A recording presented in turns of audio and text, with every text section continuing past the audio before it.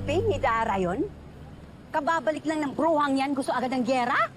Iwi mo na nga to, anak. Babanlawan ko lang bunganga ng babaeng. Ay, Nay.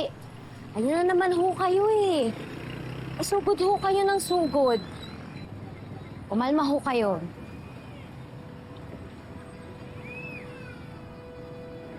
Ano? Ano bang gusto mo? Hayaan kong insultuhin ka? Dili pwede, nak. Nay, kung gusto ho talaga nating makagante, hindi ho sa ganitong paraan. Lalaban po tayo sa paraang kaya nating manalo. Sa stage po, dun ko po ilalabas lahat ng galit, lahat ng sakit, at dahilan para hindi sumuko.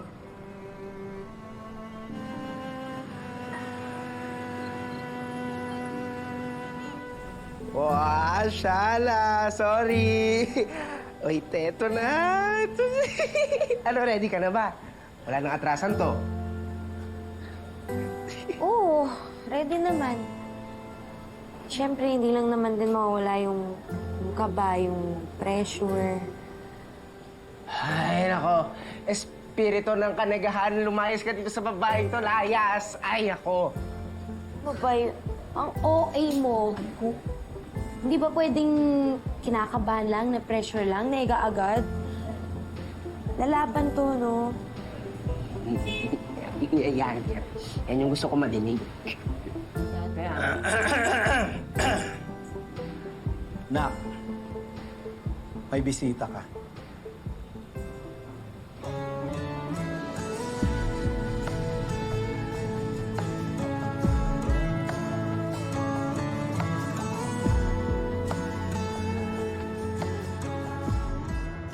Thank you all for coming here. I know you're all eager to know what I have to say. Yes, Queen Dara. Sobrang excited namin lahat. First of all, welcome back. And lahat kami nabitin sa palay video statement mo. So, baka naman pwede mo kaming ibalik dun sa moment na nalaman mo nagkaanak si Dio Halari kay Minchi Reyes. I collapsed.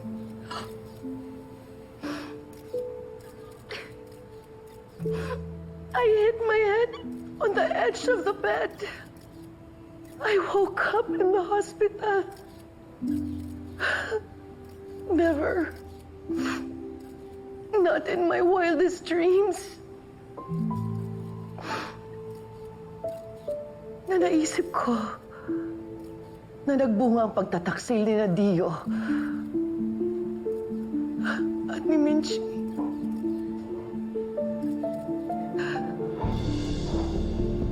I was so devastated. Ako ba? Ako pa yung huling nakaalam. And the Best Actress Award goes to Dara Halari.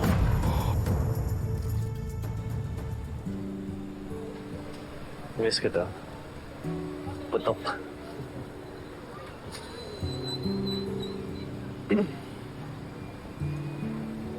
Jenny, sorry. Sorry kung pinagdudahan kita. Sorry kung mas naniwala ako na sa mga fake news ni JC. Sorry kung... Babe, okay na. Tinatanggap ko na yung sorry mo.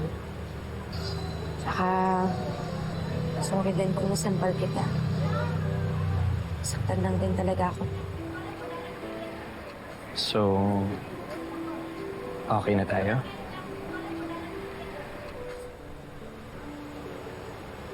Okay na tayo. Pero, career mode muna ha. Nate, second chance ko na to. Ayoko muna sana na merong mga distractions o kahit na anong problema. I agree. Grind mode muna. Career first. Dami ko din kasi mga promo shows for CCO Boy.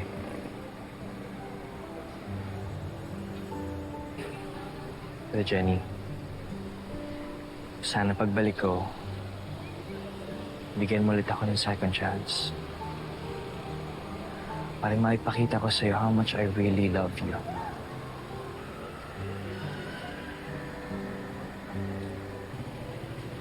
Ito na ba yung tinatawag nilang next career move? Pag-aartista. Ang kapal din ang mukha mo na pumunta dito. Ikaw ang may kasalanan sa akin! Oo. Tinatanggi ko ba? Hindi, di ba? Pero ang alam ko, nagkaayos na tayo. Humingi ako ng tawad sa'yo. Hindi pala. At gagamitin mo talaga itong isyong to para ibaon uli ako. Ngayon, dinamay mo pa anak ko? No. No. That's not true. That's not true. Talaga? Sige lang, Dara. Tuloy-tuloy mo lang yung paggawa-gawa mo ng kwentong yan. Isang araw, lahat ng kasinungalingan mo babalik isa-isa sa'yo. You really wanna fight me? Oo, dito, ngayon, sa harap nilang lahat. Pero, pag natalo kita, sasabihin mo yung totoo. Ano? Ayawan na? Ano to? Wala ka pala eh. Pero sige, bibigyan kita ng oras, ng panahon na makapaghanda. Tapos balitaan mo ko ha, kung saan, kailan, at paano tayong magtutuos, hindi kita uurungan. Salamat sa inyo lahat. Pasensya na po, naabala ko. Sige, pagpatuloy niyo yung pakikinig niyo sa mga kasinungalingan ng milyonaryang singer na yan na gustong mag-artista. Sige po, maghahanap buhay pa ako eh. Grabe. Quindara?